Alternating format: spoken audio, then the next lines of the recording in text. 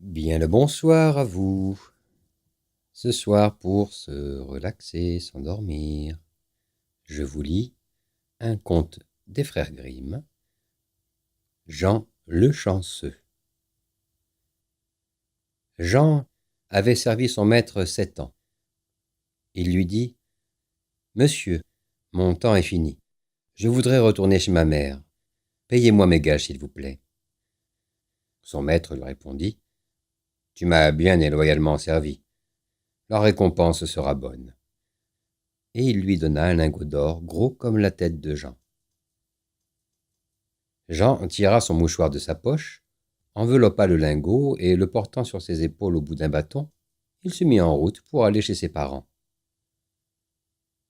Comme il marchait ainsi, toujours un pied devant l'autre, il vit un cavalier qui trottait gaillardement sur un cheval vigoureux. « Ah !» se dit Jean tout haut à lui-même, « quelle belle chose que d'aller à cheval. On est assis comme sur une chaise, on ne bute pas contre le caillou du chemin, on épargne ses souliers, et on avance, Dieu sait combien. » Le cavalier qui l'avait entendu s'arrêta et lui dit : « Hé, Jean, pourquoi donc vas-tu à pied ? » ?»« Il le faut bien, répondit-il. Je porte à mes parents ce gros lingot. Il est vrai que c'est de l'or, mais il n'en pèse pas moins sur les épaules. » »« Si tu veux, dit le cavalier, nous changerons. Je te donnerai mon cheval et tu me donneras ton lingot. »« De tout mon cœur, répliqua Jean.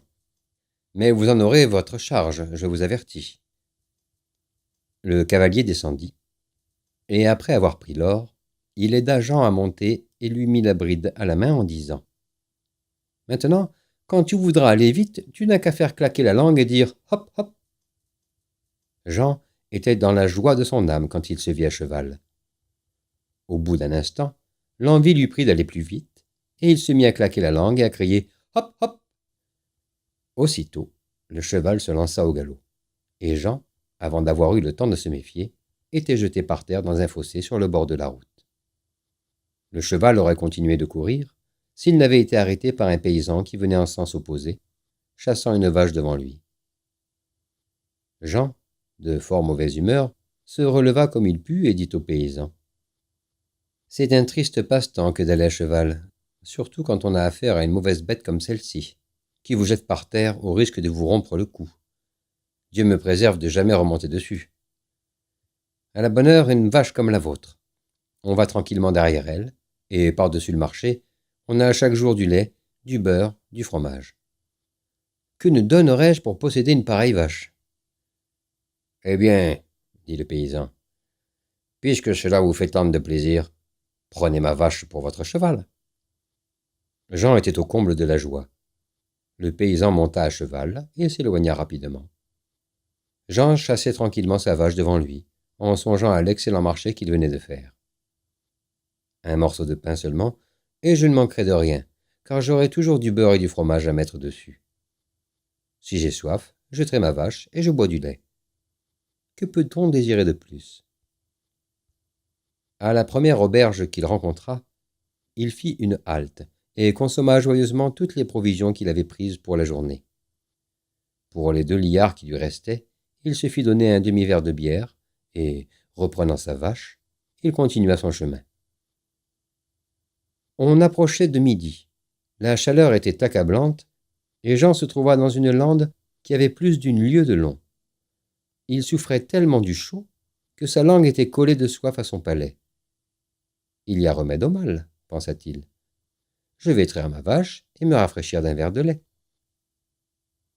Il attacha sa vache à un tronc d'arbre mort, et, faute de seau, il tendit son chapeau.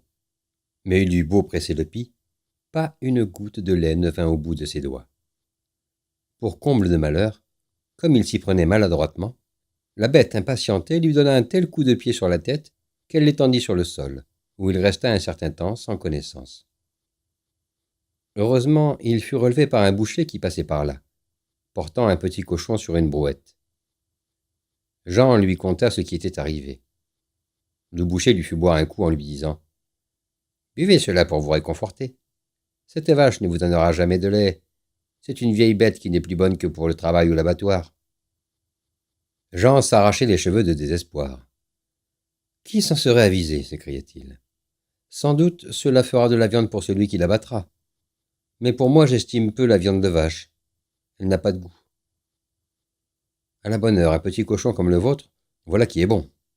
Sans compter le boudin. »« Écoutez, Jean, lui dit le boucher, pour vous faire plaisir, je veux bien troquer mon cochon contre votre vache. »« Que Dieu vous récompense de votre bonne amitié pour moi, » répondit Jean. Et il livra sa vache au boucher. Celui-ci, posant son cochon à terre, remit entre les mains de Jean la corde qui l'attachait. Jean continuait son chemin en songeant combien il avait de chance. Trouvait-il une difficulté, elle était aussitôt aplanie. Sur ces entrefaites, il rencontra un garçon qui portait sur le bras une belle oie blanche. Ils se souhaitèrent le bonjour, et Jean commença à raconter ses chances et la suite d'heureux échanges qu'il avait faits. De son côté, le garçon raconta qu'il portait une oie pour un repas de baptême. « Voyez, dit-il en la prenant par les ailes, voyez quelle lourdeur. Il est vrai qu'on l'empâta depuis 2 mois. Celui qui mordra dans ce rôti-là verra la graisse lui couler des 2 côtés de la bouche. »« Oui, dit Jean, la soulevant de la main, elle a son poids. Mais mon cochon a son mérite aussi. » Alors le garçon se mit à secouer la tête en regardant de tous côtés avec précaution. « Écoutez, dit-il, l'affaire de votre cochon pourrait bien n'être pas claire. Dans le village par lequel j'ai passé tout à l'heure, on vient justement d'envoler dans l'étable du maire. J'ai bien peur que ce ne soit le même que vous emmenez. On a envoyé des gens battre le pays. Ce serait pour vous une vilaine aventure s'il vous rattrapait avec la bête. Le moins qui pourrait vous en arriver serait d'être jeté dans un cul de basse-fosse. »« Mon Dieu, répondit le pauvre Jean, qui commençait à mourir de peur.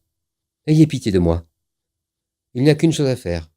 Prenez mon cochon et donnez-moi votre oie. »« C'est beaucoup risqué, répliqua le garçon. Mais s'il vous arrivait malheur, je ne voudrais pas en être la cause. » Et prenant la corde, il emmena promptement le cochon par un chemin de traverse, pendant que l'honnête Jean, dégagé d'inquiétude, s'en allait chez lui avec son oie sous le bras. En y réfléchissant bien, se disait-il à lui-même, j'ai encore gagné à cet échange. D'abord un bon rôti, puis avec toute la graisse qui en coulera, me voilà pourvu de graisse d'oie pour 3 mois au moins.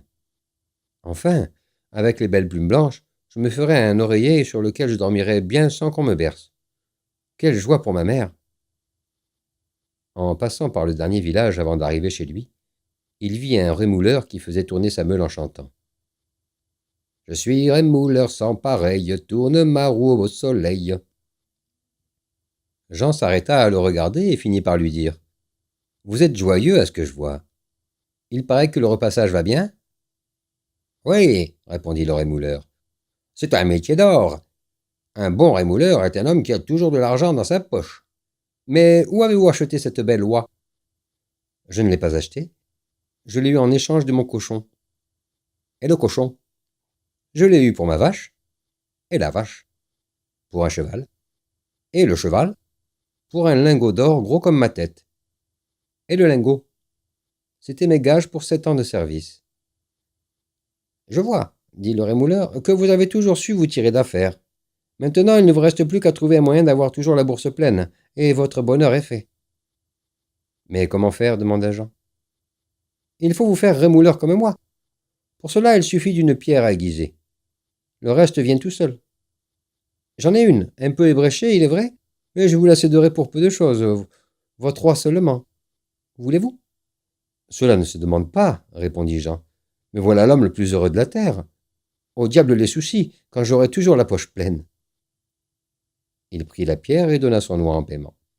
« Tenez, lui dit le rémouleur en lui donnant un gros caillou commun qui était à ses pieds. Je vous donne encore une autre bonne pierre par-dessus le marché. On peut frapper dessus tant qu'on veut. Elle vous servira à redresser vos vieux clous. Emportez-la avec soin. » Jean se chargea du caillou et s'en alla le cœur gonflé, les yeux brillants de joie. « Ma foi, s'écria-t-il, je suis né coiffé. Tout ce que je désire m'arrive, ni plus ni moins que si j'étais venu au monde un dimanche. » Cependant, comme il était sur ses jambes depuis la pointe du jour, il commençait à sentir la fatigue. La faim aussi le tourmentait, car dans sa joie d'avoir acquis la vache, Il avait consommé toutes ses provisions d'un seul coup. Il n'avançait plus qu'avec peine et s'arrêtant à chaque pas.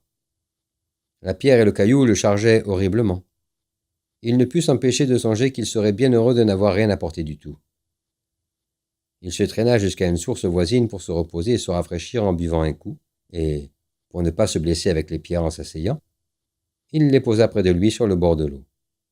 Puis, en se mettant à plat ventre, il s'avança pour boire, mais sans le vouloir, il poussa les pierres et elles tombèrent au fond. En les voyant disparaître sous ses yeux, il sauta de joie et les larmes aux yeux. Il remercia Dieu qui lui avait fait la grâce de le décharger de ce fait incommode, sans qu'il eût rien à se reprocher. « Il n'y a pas sous le soleil, s'écria-t-il, un homme plus chanceux que moi. » Et délivré de tout fardeau, le cœur léger comme les jambes, il continua son chemin jusqu'à la maison de sa mère.